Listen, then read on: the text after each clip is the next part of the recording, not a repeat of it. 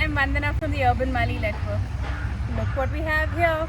It's that season of the year where so many trees are shedding their leaves, and it's a great time for us gardeners to collect these leaves so that we can use it as mulch for the rest of the year. Well, a lot of us put these dry leaves into our compost bins as well, so it contributes to the dry matter in our compost bin. But you could also use this directly to mulch your plants. So here we have a plant.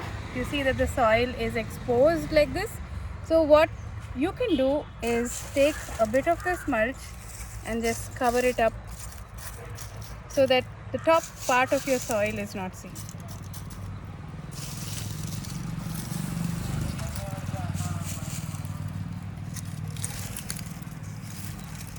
Be careful you don't hurt your plant too much while doing this.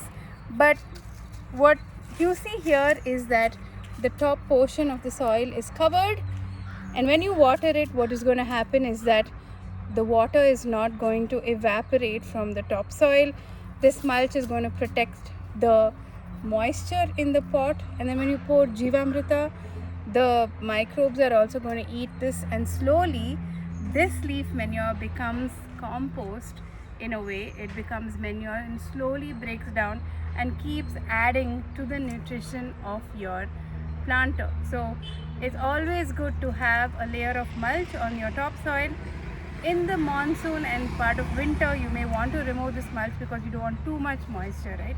So you water it much less, but we could remove this mulch only in those seasons. But otherwise, in summer, good to mulch your plants.